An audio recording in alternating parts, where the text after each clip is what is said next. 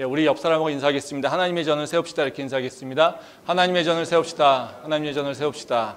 예. 오늘은 리멤버 시리즈 마지막 시간으로 공의를 어떻게 실천할 것인가에 대한 얘기를 해보려고 합니다. 금년도 표어인 우리 지금 방금 우리가 인사한 것처럼 하나님의 전을 세우기 위해서 우리가 해야 될 일, 다른 것이 아니라 이제 두 가지라고 얘기를 했습니다. 한 가지는 우상을 타파하는 것이고요. 두 번째는 하나님의 공의를 실천하는 것이라고 얘기했습니다.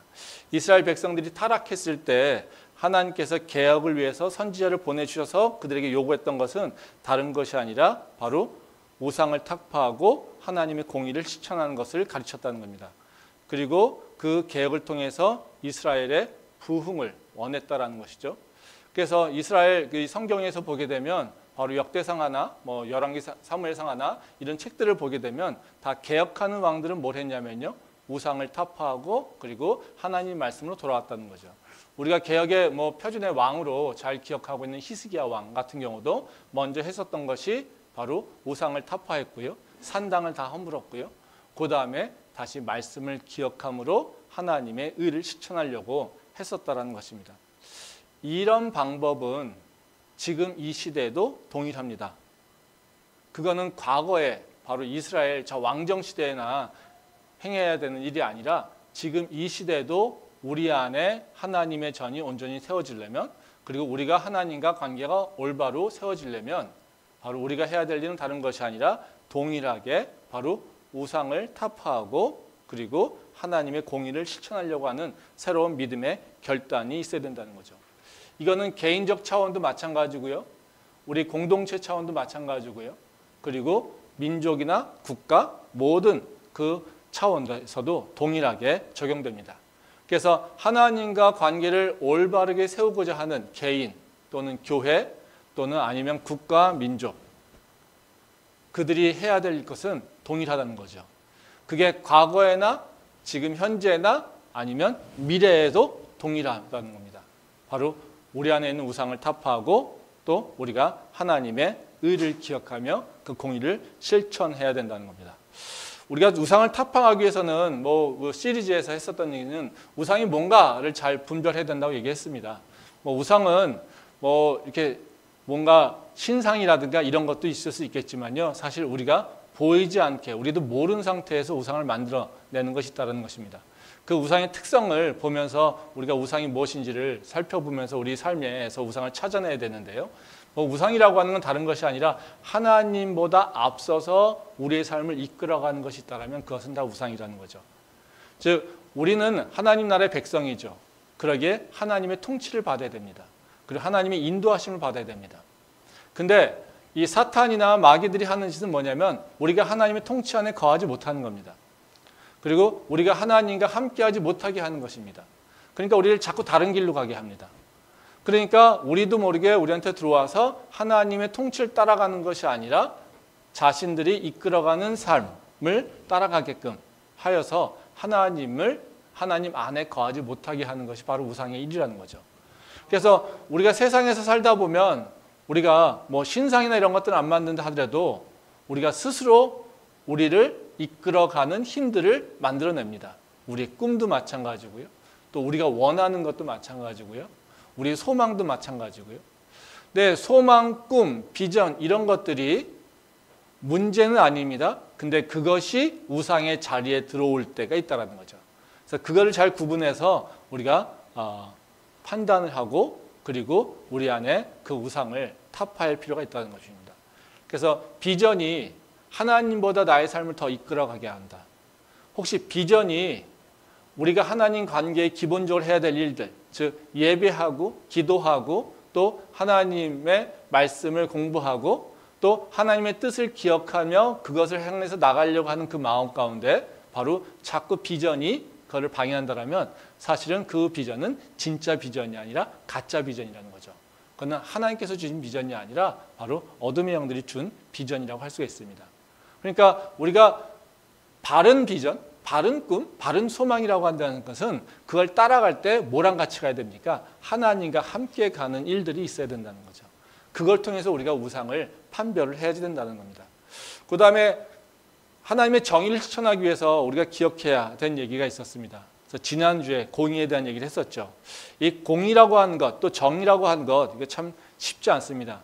정의하기도 쉽지 않고요. 그리고 그것을 행동하고 실천하는 것도 쉽지 않습니다.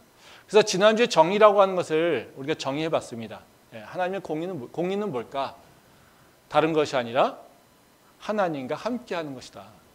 세상에서는 정의, 공의가 뭘까 되게 고민을 하지만 그들은 아예 기준이 없는 상태에서 기준을 만들려고 하다 보니까 되게 고민을 많이 하지만 우리에게는 분명합니다. 하나님의 속성 중에 가장 중요한 것 중에 하나가 바로 정의입니다. 그래서 우리가 정의의 하나님, 공의의 하나님이라는 얘기를 많이 하잖아요. 시편에서도 보게 되면 바로 어렵고 힘들고 고통당하는 이 시편 기자들이 다 뭘 얘기합니까? 공의로우신 하나님을 얘기를 합니다. 그러니까 하나님은 항상 공의롭고 또 공의를 행동합니다. 그러니까 하나님과 함께 할 때 우리는 자연스럽게 공의를 실천하게 된다는 것이죠. 그러니까 공의의 하나님과 함께하지 않고 다른 길을 갈 때는 어떻겠습니까? 기준이면서 공의에 온전하신 하나님과 멀어져 가고 있는 거니까 당연히 그 삶은 우리가 스스로 그걸 정의롭다, 공의롭다고 얘기하고 있지만 사실은 공의로운 삶이 아니라는 것입니다. 그래서 세상 사람들이 하나님을 빼고 나서 스스로 정의를, 공의를 세우려고 합니다. 그 결론이 뭡니까? 우리가 잘 알고 있는 정의란 무엇인가 그 책을 보면서도요. 아직도 정의가 뭔지 잘 모릅니다. 그러니까 하나님의 정의를 빼고 공의를 세우려니까 계속해서 혼돈 가운데 있게 된다는 거죠. 근데 정의는 크리스천에 있어서는 분명합니다. 하나님과 함께하는 것, 하나님 편에 서는 것. 그래서 내가 공의를 실천하려고 한다면 내가 하나님과 함께하는 것이 뭘까라고 하는 것을 고민하면 된다는 겁니다. 그리고 지난주에 얘기했던 것이 정의의 특성에 대한 얘기를 했습니다. 이 정의의 특성이 좀 무섭죠. 정의는 다른 것이 아니라 칼과 같은 것이라고 했습니다. 칼은 어때요? 되게 유용합니다. 근데 또 한편에서는 되게 무섭습니다. 그러니까 정의라고 하는 것은 사실 되게 유용합니다. 그렇지만 되게 위험하다는 겁니다. 그래서 정의에 대해서 실천하고 그리고 정의를 고민하면서 그걸 이루려고 할 때 그때 우리는 칼을 다루듯이 되게 조심스럽게 다뤄야 된다는 거예요. 그렇지 않으면 칼을 잘못 쓰면 사람을 죽이는 것과 마찬가지로 바로 정의라고 하는 것을 잘못 사용하게 되면 그 정의가 사람을 죽이게 되는 결과를 초래할 수 있다는 것입니다. 그래서 오늘은 지난주에 이어서 그럼 공의를 어떻게 실천할 것인가, 어떻게 이 칼 같은 정의를 바로 다룰 것인가 이 부분에 대한 얘기를 해보려고 합니다. 오늘 읽은 말씀은 이제 간음하다 잡혀온 여인을 판단하는 얘기죠. 이제 바리새인과 서기관들이 바로 예수님한테 음행 중에 잡힌 간음하다 잡힌 여인을 끌고 옵니다. 그리고 이 여인을 어떻게 할까요? 그러면서 이제 예수님한테 물어보는 거죠. 그리고 예수님이 좀 뭔가 이렇게 트집을 잡아서 예수님을 고발하려고 그렇게 얘기합니다. 근데 그때 예수님께서 뭐라고 하십니까? 죄 없는 자를 돌로 쳐라. 이러면서 그 얘기를 듣고 바로 유대인들이 다 떠나가게 되고 예수님이 그 여인을 구해주는 사건이 바로 이 오늘 읽은 사건입니다. 이 사건은 어찌 보면 예수님을 함정에 빠뜨리려고 하는 것지만 그 문제 이슈를 보게 되면요. 바로 율법을 실천하는 것, 정의라고 하는 것을 어떻게 다루고 있는지, 즉 유대인들과 예수님이 율법을 어떻게 실천하는가 이것에 대한 바로 차이를 보여주고 있습니다. 그래서 율법을 통해서 율법을 지킴으로써 우리가 정의와 공의를 실천하잖아요. 바로 그것을 잘 보여주는 것, 이것을 보고 있습니다. 그래서 이걸 통해서 어떻게 정의를 잘 다루는 것인지 그리고 정의를 잘못 다루는 것이 무엇인지 이거를 좀 생각해 보면서 우리가 정의를 다룰 때 어떤 것을 기억하면서 행동해야 되는지 이 부분에 대해서 생각을 좀 해보도록 하겠습니다. 첫 번째로 공의를 실천하면서 할 때 우리가 주의하고 기억해야 될 것은 그 공의의 칼날은 먼저 우리한테 향해 있어야 된다는 거죠. 이걸 좀 쉽게 표현하면요. 공의를 통해서 다른 사람을 비판하거나 다른 사람을 판단하거나 다른 사람을 정죄하려고 사용해서는 안 되고요. 그 공의는 먼저 어디를 향해 있어야 되냐면 나를 향해 있어야 된다는 겁니다. 말씀 보도록 하겠습니다. 요한복음 8장 5절부터 6절 말씀입니다. 모세는 율법에 이러한 여자를 돌로 치라 명하였거니와 선생은 어떻게 말하겠나이까? 그들이 이렇게 말함은 고발할 조건을 얻고자 하여 예수를 시험함이로라. 예수께서 몸을 굽히사 손가락으로 땅에 쓰시니. 이 말씀은 가늠한 여인이 사건의 시작을 보여주고 있는 말씀이에요. 근데 5절에 보면 이 가늠하다 잡혀온 여인에 대해서 어떻게 처벌을 할 것인지 이것에 대해서 질문합니다. 그러면서 얘기하는 게 뭡니까? 가늠한 여인을 판단하려고 한다는 거예요. 근데 이 6절에 보면 이 유대인들이 뭐를 찾고 있는지를 잘 보여주고 있어요.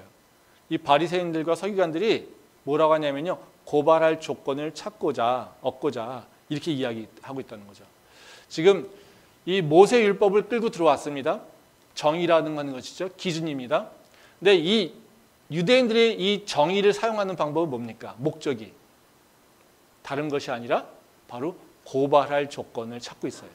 즉 공의라고 하는 것을 통해서 바로 다른 사람을 함정에 빠뜨리고 다른 사람을 고발할 것을 찾고 있다는 거예요. 그래서 이 5절 6절 말씀에서는 바로 유대인들이 바로 정의라고 하는 것을 또는 그 하나님 말씀 또는 원칙이라고 하는 것을 어떻게 사용하고 있는지 잘 보여주고 있습니다. 근데 예수님은 이거에 대해서 반대적인 모습을 보여주고 있습니다. 말씀 보겠습니다. 요한복음 8장 10절 말씀입니다.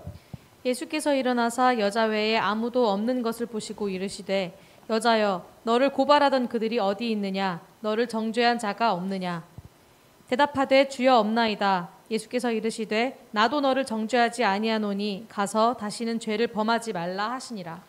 이 말씀은 이제 이 사건의 결말이죠. 결론입니다. 예수님의 말씀에 따르면 이제 바리새인과 서기관들을 비롯한 사람들이 많이 다 물러갔어요. 그리고 예수님과 여인 둘만 남았어요. 근데 이 하는 얘기는 뭐냐면요, 예수님이 이 여인에게 가장 강조해서 하는 얘기는 뭐냐면요, 정죄하지 않는다라는 거예요. 아무도 정죄하는 자가 없다.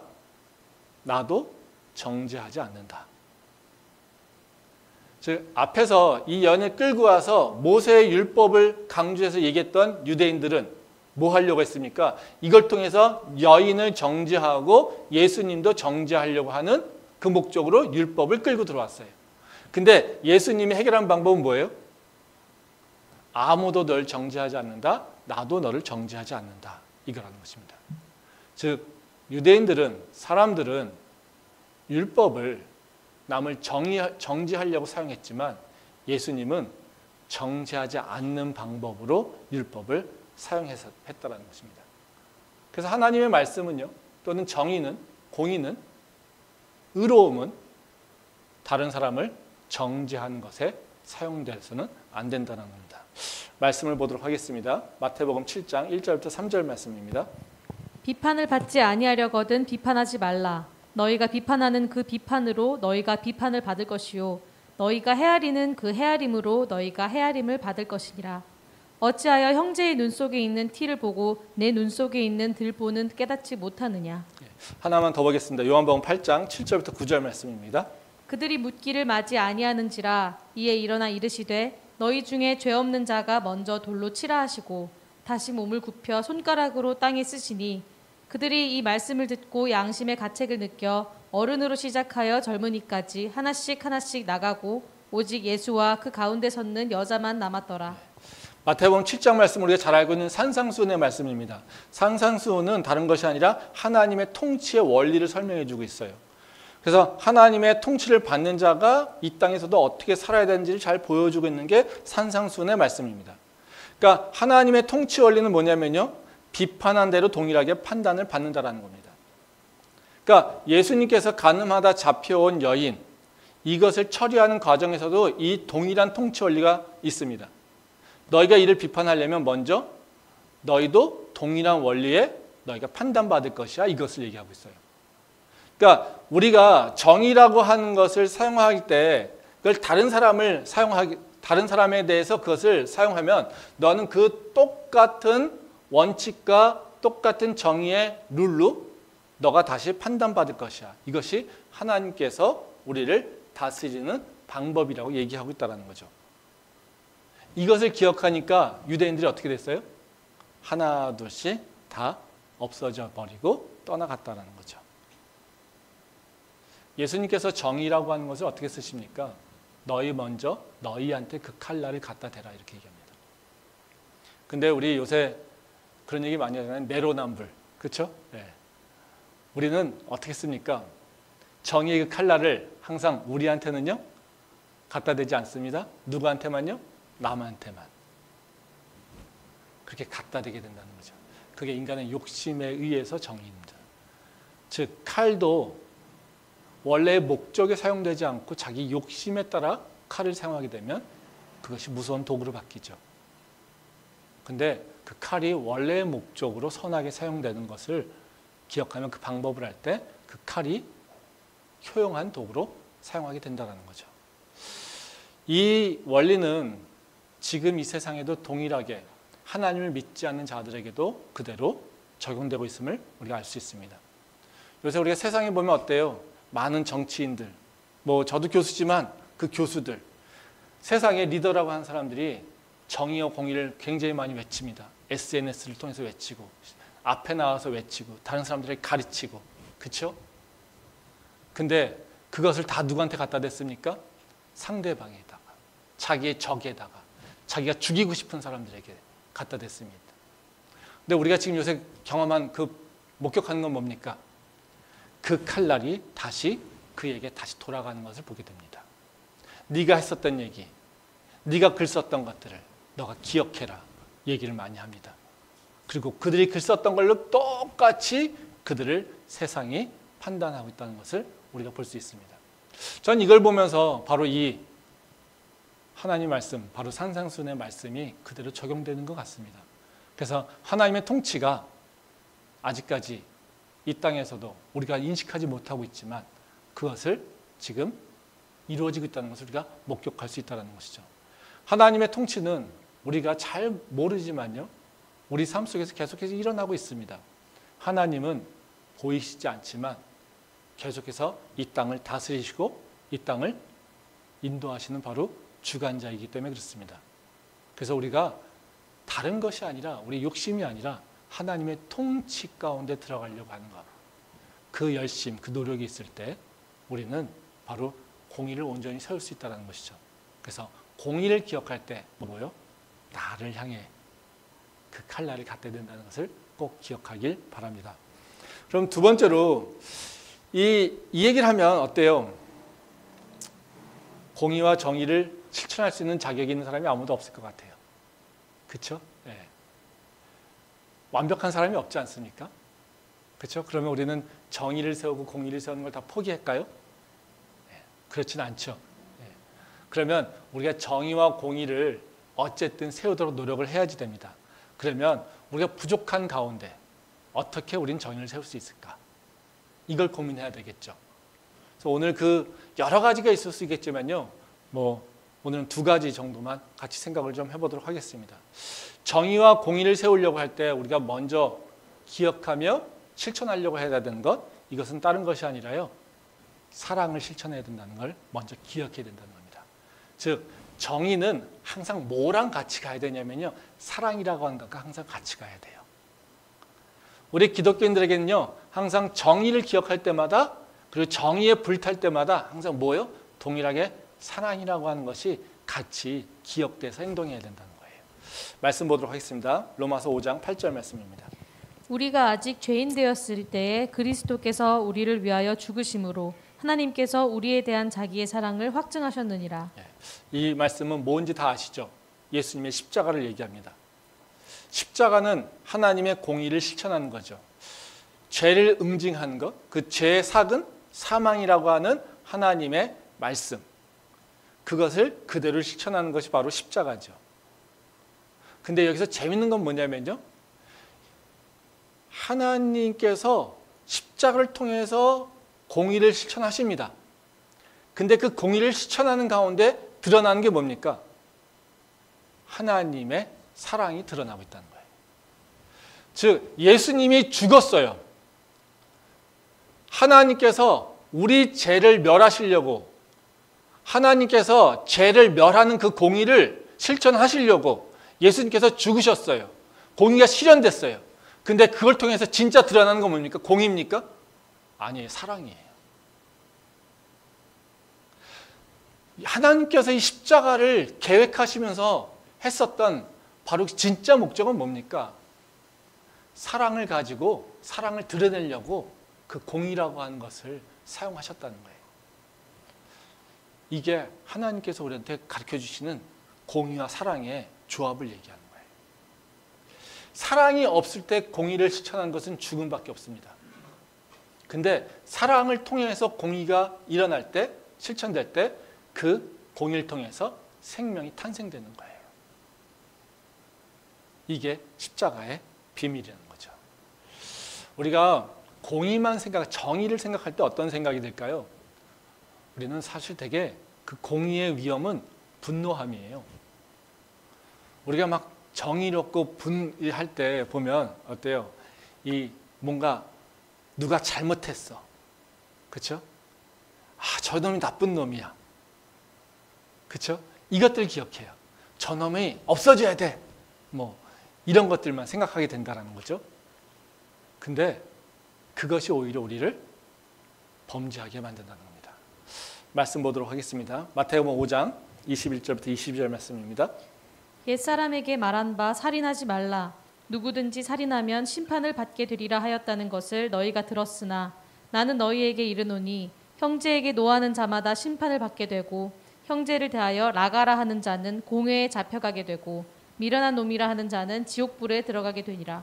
이 말씀도 산상수훈 말씀입니다. 예수님이 형제에게 분노하는 것, 이것은 살인하고 동일하다는 겁니다. 그래서 형제는 뭐 그냥 혈육만 얘기하시는 거 아닙니다. 성경에서 얘기하는 성경이라고 하는 같은 믿음 안에 있는 자들, 내 주변에 있는 이웃, 이것을 다 형제로 얘기를 하고 있습니다. 근데 예수님께서 바로 이 산상수훈에서 말씀하시는 것은 바로 살인하는 것, 이것을 뭘로 동일하게 보냐면요, 분노하는 것과 동일하게 본다는 거예요. 그러니까 이건 왜 그럴까요? 분노라고 하는 그 마음이 우리 안에 들어오게 되면 우리는 그것이 죽음, 그러니까 살인까지 갈 수 있다는 거죠. 즉 분노는 뭐예요? 살인하는 행동의 씨앗이에요. 그래서 예수님께서 우리한테 말씀하신 건 뭐냐면요, 바로 우리가 범죄하는 행동으로 나타나는 그 범죄를 유발하는 그 씨앗까지도 없애는 것이 예수님께서는 우리한테 원하시는 일이라는 거죠. 그래서 예수님께서 우리한테 공의를 통해서 분노하게 되는 것, 이것도 조절하라는 겁니다. 그 분노는 벌써 공의를 어떤 이유에든지 간에 분노를 하게 되게 되면 그 분노는 다른 사람을 죽이는 것과 동일하다는 거죠. 제가 최근에 이 재미있는 데이터를 봤어요. 데이터를 들었는데요. 요새 뭐 세상 사람들이 이제 관심 있는 게 부동산이잖아요. 예? 근데 부동산 하면 뭐 여러 가지가 있겠지만 그 중에 이제 요새 일어난 사건이 층간소음 때문에 일어나는 살인 사건. 그렇죠? 요새도 뭐 계속 뉴스에 그런 사건이 나오잖아요. 근데 이 층간소음 문제를 발생하는 것에 대한 데이터가 발표된 게 있었습니다. 이 층간소음의 빈도하고 아파트 건축 연도를 이렇게 비교해 봤어요. 그럼 옛날에 지은 아파트하고 새로 지은 아파트, 예? 어느 쪽이 더 층간소음으로 분쟁이 더 많을까요? 옛날 지은 아파트 아니면 새로 지은 아파트? 새로 지은 아파트. 왜 그럴까요? 자재를 들었나요? 예. 우리가 층간소음은 다 이 바닥이 얇아서 그렇다고 하는 거죠. 그렇죠? 예. 실제로 옛날 구축 아파트는 바닥이 얇더라고요. 근데 신축 아파트는 이 바닥이 2배가 됐어요. 이 층간소음이 계속 일어나니까. 그러면 어디가 더 많아야 돼요? 구축이 더 많아야 돼요. 근데 통계로 보면요, 빈도율이 신축 아파트가 더 많습니다. 이게 참 아이러니한 거죠. 그러니까 소음을 발생하면 안 됩니다. 공동주택에서 소리를 발생해서 다른 사람한테 피해를 주면 안 되죠. 그렇죠? 소리가 나는 거는 어쩔 수 없는 부분인데요. 근데 그 분쟁, 이것이 구축 아파트에서 분명히 소리가 더 많이 날 겁니다. 근데 구축 아파트보다 신축 아파트가 더 많이 분쟁에 휘말린다는 거예요. 왜요? 구축 아파트는요, 사람들이 오래 살고 옛날의 전통들이 그대로 지켜져서 이웃들 간의 관계가 형성되어 있다는 거예요. 근데 신축 아파트는 어떻습니까? 어디서 왔는지 다 모르는 사람들이에요. 조금만 소리가 나도 불편해도 내 권리와 공동생활에서 공동 그 주택에서 소리를 내지 않는 바로 그 원칙들을 지키지 않는 다른 사람이 범죄하고 있다는 겁니다. 그래서 그거를 응징하는 거예요. 여기서도 소리가 났어요. 근데 여기서는 뭐가 더 먼저일까요? 함께 사는 것. 내가 죄를 알고 있지라고 하는 거예요. 근데 여기서는요, 그 소리를 내는 놈을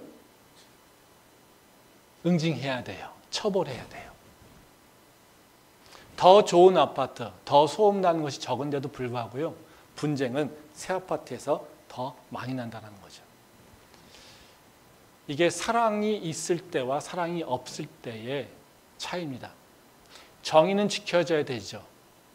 근데 지켜지는 방식이 다를 수 있다는 거예요.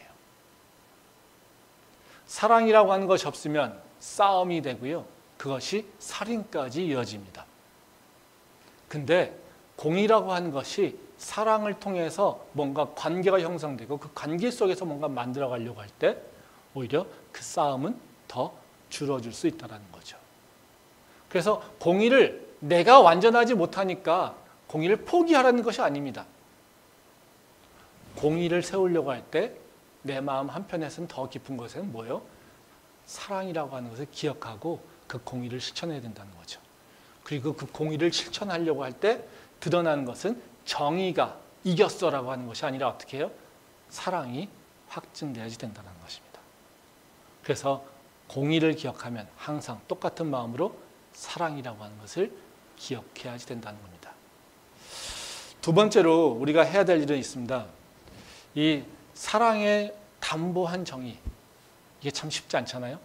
이걸 어떻게 실천할 수 있겠냐는 거죠. 야, 공의와 사랑이라고 하는 거, 이거 하나님이랑 같이 하는 거지 우리가 어떻게 할까? 참 이게 쉽지 않죠. 여러 가지 표현이 있을 수 있겠지만요, 그 사랑이 있을 때, 사랑이 없을 때 그것에 차이가 있습니다. 사랑이 있고 없고 그 차이는 뭐냐면요, 그 목적에서 달라요. 그러니까 사랑이 담보된 정의라고 하는 것은요, 분명하게 목적을 제대로 세우고 있습니다. 그 목적은 다른 것이 아니라 그 회복이라고 하는 것을 목표로 두고 정의를 실천한다는 거예요. 그래서 사랑이 담보된 정의인지 아닌지를 보려면요, 내가 정의를 실천하는 가운데 내가 뭐를 지금 목표로 두고 있지라고 하는 것을 기억하면 돼요. 그러니까 내가 이 정의에 대해서 왜 이렇게 열망할까? 내가 이 정의에 대해서 왜 이렇게 갈망할까? 뭐 때문에 그렇지? 내가 그 목적을 다시 한번 기억할 필요가 있다는 것이죠. 사랑을 담보한 정의의 실천은 바로 그 목적을 어디에 두냐면 회복에 둔다는 것입니다. 말씀 보도록 하겠습니다. 요한복음 8장 11절 말씀입니다. 대답하되 주여 없나이다. 예수께서 이르시되 나도 너를 정죄하지 아니하노니 가서 다시는 죄를 범하지 말라 하시니라. 오늘 말씀의 결론이죠. 네. 간음하다가 잡혀온 여인. 네. 이 사건의 결론인데요. 이 결론은 뭐냐면요, 정죄하지 말라, 그걸로 끝나는 것이 아니라 예수님께서 마지막에 뭐라고 하십니까? 다시는 죄를 범하지 말라, 이것입니다. 즉 예수님께서 진짜 원하셨던 건 뭡니까? 여인을 정죄하는 것이 아니라 여인이 다시 죄를 짓지 않게 하는 것에 초점이 맞춰져 있다는 거예요. 그 죄 굴레 속에 있어서 아마 이 상황적으로 보게 되면요, 이 여인은 일반 여인은 아니었을 거예요. 그러니까 이 여인은 어찌 보면 그 죄의 노예죠. 왜요? 이 상황을 보게 되면 바리새인들이 현장에서 간음하다 잡힌 여인이에요. 근데 일반 사람들이 그냥 어느 순간에 우연적으로 간음하다 잡힌 거, 그리고 때마치 예수님이 계셔가지고 이걸 데려오기 쉽지 않죠. 어찌 보면 이 그냥 상황적으로 우리가 추측컨대 매춘부나 아마 그런 거였을 거예요. 그러니까 이 사람은 아마 여러 가지 이유 때문에 자기 생활이나 자기 뭐 어떤 과거 때문에 뭔가 거기에 묶여 있는 거라는 거죠. 근데 그 여인의 죄에 묶여서 계속 똑같이 그 삶을 살아가고 있는 그 여인에게 예수님은 네가 하고 있는 것이 죄야. 네가 하고 있는 것이 돌맞아 죽을 일이야. 근데 그것이 중요한 것이 아니라 너가 그 죄에서 벗어나는 게 더 중요한 거야. 이 얘기를 가르쳐주고 있다는 거예요. 말씀 한번 더 보겠습니다. 로마서 8장 1절부터 4절 말씀입니다. 그러므로 이제 그리스도 예수 안에 있는 자에게는 결코 정죄함이 없나니 이는 그리스도 예수 안에 있는 생명의 성령의 법이 죄와 사망의 법에서 너를 해방하였습니다. 율법이 육신으로 말미암아 연약하여 할 수 없는 그것을 하나님은 하시나니 곧 죄로 말미암아 자기 아들을 죄 있는 육신의 모양으로 보내어 육신의 죄를 정하사 육신을 따르지 않고 그 영을 따라 행하는 우리에게 율법의 요구가 이루어지게 하려 하심이니라. 이 말씀은 예수님께서 십자가를 통해서 이루신 열매가 무엇인지를 잘 보여주고 있죠. 1절에 보면 뭐라고 합니까? 예수님이 십자가를 지심으로 우리에게 더 이상 정죄함이 없다고 합니다. 이 말씀의 의미는 우리가 죄를 져도 괜찮다 이런 얘기 하는 것이 아닙니다. 너 예수 믿으니까 너 이제 어떤 죄를 져도 돼. 넌 정죄하지 않아. 그냥 다 구원받아. 이거는 어때요? 이 삼류의 해석이죠. 그렇죠? 이 정도는 이제 다 이해하고 있겠죠. 그렇죠? 이거 그 말씀을 얘기하는 것은 아닙니다. 이 말씀에서 중요한 건 뭡니까? 우리가 죄를 이기는 자로 변해간다는 겁니다. 그러니까 우리가 이제는 육신의 죄에 육신을 따르지 않고 그 영을 따라서 행하는 우리가 율법의 요구를 이루어지게 한다라고 지금 4절에 얘기하고 있어요. 그러니까 우리가 죄가 뭔지 모르고 잘 분별 없이 살 때는 그냥 내 욕심대로 내 하고 싶은 대로 기준 없이 그냥 원칙 없이 그냥 막 살았어요. 근데 우리가 하나님의 정의와 하나님의 공의와 하나님의 말씀이 이런 데 들어왔어요. 그때부터는 어떻게 해요? 우리가 바뀌기 시작한다는 거예요. 뭘로요? 더 이상 육신에 매여서 죄 짓는 자가 아니라 이제는 죄가 들어와도 그것을 이길 수 있는 자. 내가 하나님의 은혜, 내가 죄인인데 그 정죄함을 있었지. 근데 그 정죄함을 예수님이 십자가로 우리를 구원해 주셨지. 그것 때문에 이제 나는 더 이상 똑같은 죄를 범하지 않아. 이제는 그 죄를 이길 수 있게 됐음을 내가 알고 그 죄를 이기려고 할 거야. 이렇게 바뀐다는 거죠. 즉 십자가를 통해서 하나님께서 우리에게 원하시는 건요. 죄가 없어 이걸 선포하는 것보다 더 중요한 건 뭡니까? 그 죄를 이길 수 있는 자. 그래서 하나님의 말씀이 내 안에서 온전히 이루어지게끔 하는 것이 목표라는 거예요. 욕심으로 보게 되면요. 예수님의 그 십자가가 내가 살았어. 나 용서받았어요. 근데 하나님과 더 깊은 관계로 하나님이 주신 십자가의 의미를 기억할 때 우리는 내 죄가 사함받았어라고 하는 것을 넘어서 내가 이제 죄를 이길 수 있어. 내가 그 정의와 공의를 실천할 수 있어. 이것에 더 초점을 맞고 죄를 이기려고 하는 모습이라는 것이죠. 하나님의 공의는 십자가를 통해서 완전하게 드러났습니다. 하나님의 공의가 만들어낸 십자가, 그것은 단순히 우리를 의롭다 칭하는 것, 이것을 넘어서요. 이제는 우리가 죄의 노예에서 벗어나서 원래대로 죄를 이길 수 있는 능력으로 우리가 회복되는 겁니다. 그러니까 예수 그리스도의 그 십자가는 어디에 초점이 맞춰져 있냐면요. 우리를 회복하는 것에 초점이 맞춰져 있는 거죠. 그러니까 내가 우리 주변에 또 내 가족들 사이에서 내 공동체 속에서 의로움을 세우려고 한다면 그 의로움을 세우려고 하는 것에 목표가 있는 것이 아니라요. 바로 그 공동체가 회복돼야 될 것이 무엇인지를 기억하며 그 회복을 목표로 정의를 생각해야 된다는 것이죠. 우리가 뭘 회복해야 되겠습니까? 관계가 회복되고요. 정의가 삶의 방식들이 의로운 방식으로 회복돼야 되고요. 그리고 우리가 정말로 정의로운 모습으로 나갈 수 있도록 우리의 그 죄로 피해받은 것들이 다시 원상태로 회복되는 것이에요. 이 말씀을 찾다 보니까요. 이렇게 막 정의라고 하는 얘기를 하다 보니까 법 쪽의 얘기들이 있더라고요. 그래서 저도 처음 알았습니다. 최근 법조계에서 회복적 사법체계라고 하는 논의가 있더라고요. 한 5, 6년 전부터. 이 기독교 크리스찬 아마 판사들이 그 중심이 돼서 얘기를 하고 있는 것 같아요. 바로 그 정의라고 하는 게 그 정의를 어떻게 실천할 것인가에 대한 고민들이 있는 것 같아요. 그래서 이거를 회복적 사법체계라고 얘기를 하더라고요. 이제 기존의 사법체계는 이제 가해자를 처벌하는, 그러니까 응징하는 것에 초점이 맞춰져 있습니다. 그래서 범죄에 대한 응징하고 그 범죄를 다시 그 사람들이 무서워서 다시 그 범죄를 짓지 않도록 이렇게 강력한 응징을 하는 것, 이것에 초점이 맞춰져 있다는 거죠. 근데 회복이라고 하는 것, 이것은 그렇지 않다라는 거예요. 회복이라고 하는 것은 이제 다시 그가 죄를 짓지 않게 하는 것, 피해자가 원래의 삶을 돌아오게 하는 것, 이것을 맞춘 사법체계가 무엇인가를 고민한다는 거죠. 왜냐하면 이것이 법조계 안에서도 반성이 있었던 것 같습니다. 응징을 하니까 그 결과가 뭐냐. 그 책도 있더라고요. 처벌 뒤에 남은 것이라고 하는 책도 있더라고요. 판사가 쓴 책이. 근데 사법 처리를 했어요. 그 뒤에 남은 것은 뭐냐? 회복된 사람은 아무도 없다라는 거죠. 죄진 사람이나 죄의 피해자나 그리고 결과에도 다 만족하지 못하고 그 누구도 이전의 삶으로 돌아가지 못하는 삶으로 바뀌어버린다는 거예요. 그러니까 응징하고 처벌했더니 결론은 죄진 놈이나 피해자나 모두가 다 삶이 다 망가져버렸다는 거예요. 그런 사법체계가 무엇은 필요가 있겠냐는 거죠. 뭐 해야 됩니까? 죄를 진 자에게는 죄를 다시 짓지 않도록, 죄의 피해를 받은 자는 그 피해를 다시 회복하여서 이전의 삶으로 다시 돌아갈 수 있도록 하는 방법, 그것에 대한 고민을 해야 된다는 거죠. 그래서 우리가 정의라고 하는 것은요, 분명히 목적이 있어야 돼요. 이 내가 정의를 얘기할 때 무엇을 위해서 이 공의를 주장하고 있는가? 내가 이루고자 하는 그 회복이 뭔가를 생각해 봐야 된다는 거예요.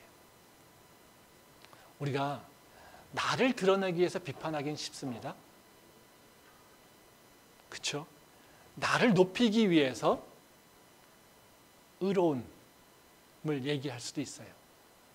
근데요, 나를 위해서, 내가 높아지기 위해서 정의와 공의를 얘기할 때 예수님께서 말씀하시지, 그 정의와 공의는요, 나를 향해 칼날을 들이대고 있다는 것을 기억해야 됩니다. 그것을 피하려면요, 우리는 나를 높이려고, 나를 위해서, 나를 돋보이게 하려고 정의와 공의를 얘기하는 것이 아니라 나를 회복시키고 내 공동체가 회복되고 내 주변의 모든 것들이 회복되는 것을 목표로 정의와 공의를 얘기해야 된다는 것이죠. 그때 우리는 하나님의 그 역사하심을 경험할 것을 믿습니다. 그래서 정의라고 하는 것 참 무섭죠? 그렇지만 그것을 잘 조심하게 다룰 때 우리 크리스천으로서 세상을 바꿀 수 있는 그런 빛과 소금 된 삶으로 나갈 수 있다고 믿습니다. 그런 지혜 있는 우리 모두 될 수 있기를 소망합니다. 기도하겠습니다.